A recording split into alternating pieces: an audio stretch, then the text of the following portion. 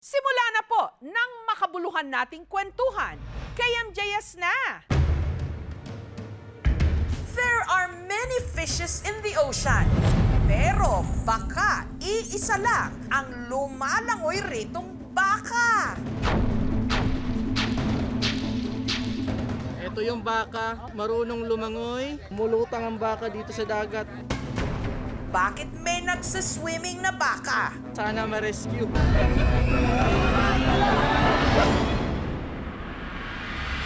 Sa Masbate, meron silang tagisan ng mga baka na kung tawagin nila, Juego de Toro, para sa kanilang Bagat-Dagat Festival. Kaso, ang isa sa mga bakang kasali dapat nakatakas at sa dagat lumangoy. Taon-taong ipinagdiriwang sa bayan ng Katayngan sa Masbate ang Bagat-Dagat Festival kung saan isa sa makasiyahan ang Juego de Toro o Game of Bull na ginanap sa Masbate Lagoon. It's just a representation. Isang halimbawa na pinapakita namin na ito yung ginagawa namin sa rancho. It's a way of life. It's our culture. Sa palarong ito, ang mga kalahok makikipagbunok sa isang baka. Ang unang makakapagpatumba ng baka, gamit lang ang kanilang puwersa at lakas, panalo. Ang strategy, ma'am, 5 po kaming player. Yung isang player, palagi po yun nakasunod po sa isang player para dun sa buntot ng baka. Pag hawak namin sa leg ng baka, dapat yung buntot ng baka nahahatak na po ng dalawa naming kasamahan. Yun po ang magtatali kung sakali po na lumugmok na yung baka.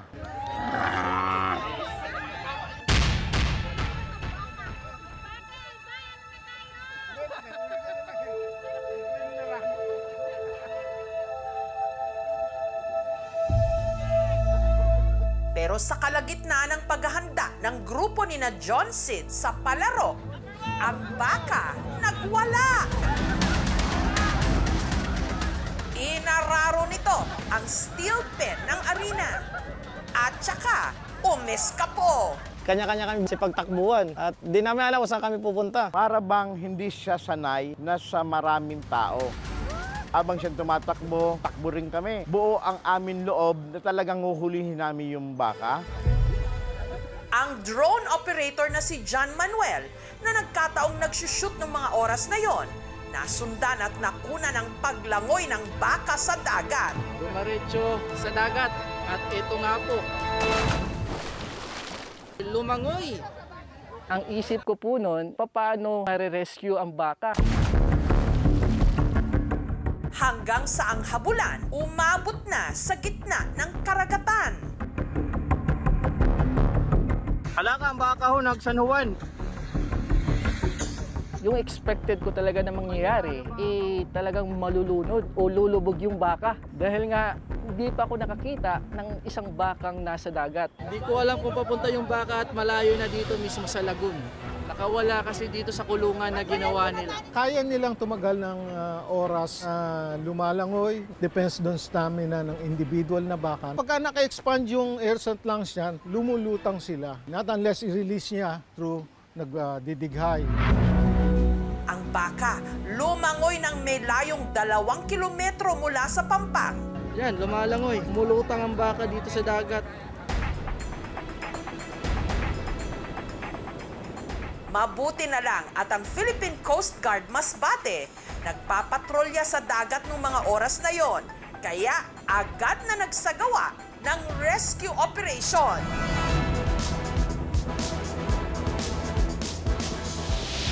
Ang mga crew ng bangka lumusong na para malapitan at maitali ang baka.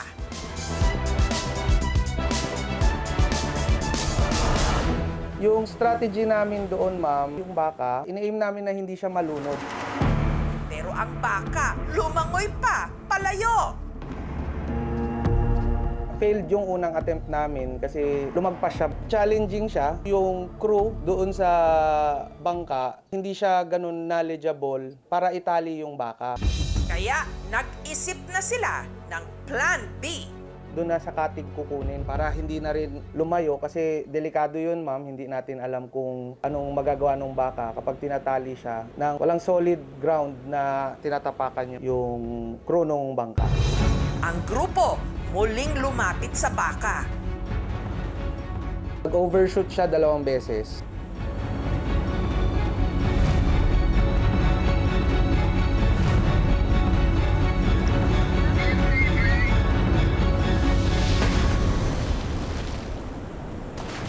Tapos nahawakan na namin siya. Ilang sandali lang sa kanilang pakikipampuno, tagumpay nilang natalian ang baka. Tinali namin yung sa gitna para makahinga siya habang dinadrag namin ma'am pa shoreline. Malakas pa rin yung baka ma'am pagdating nung shoreline. Nung nasigurado ng mga organizer na maayos ang kondisyon ng baka, ibinalik nila ito sa dalampasigan para ituloy ang naudlot na palaro. Pero dahil pagod na ang baka sa paglangoy, ang grupo ni na John Sid, madali na itong napatumba. Ang prices ninyo, sa inyo na yung baka na ibenta sa halagang 15,000. Kami po 5 player, binigyan po ng tagi 1,000 at yung 10,000 po, hati-hati po yun mga buong lalawigan ng Albay. Kung ang iba na aliw na nakakita ng lumalangoy na baka, mas marami ang naalarma. Bigla ako naawa sa baka. Di maganda sa baka. Na-stress yun kaya biglang umalis. Panigurado, kaya tumakas yan dahil sa trauma. Ang insidente, mariing kinundena ng People for Ethical Treatment of Animals o PETA. It's not natural for the cows to be handled like that.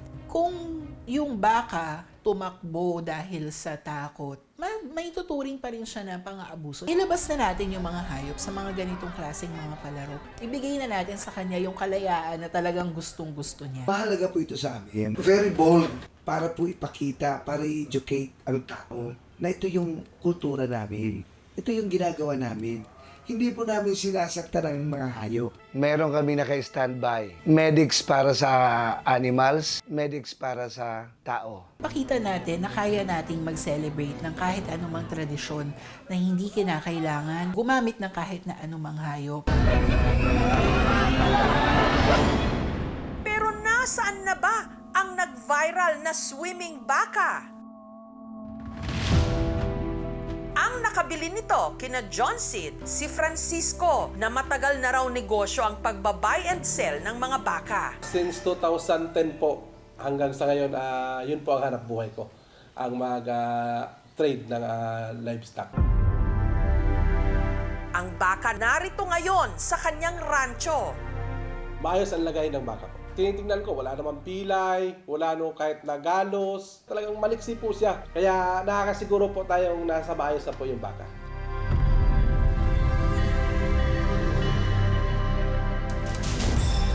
Baka napapanahon na ring tanungin kung lahat ba ng ating kinagisnan dapat pa ring ipagpatuloy. Hindi lang tayo dapat maging makatao, pero dapat makibaka rin sa karapatan ng iba. Baka naman.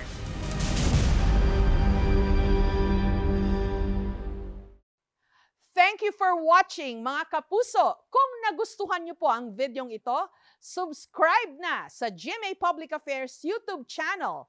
And don't forget to hit the bell button for our latest updates.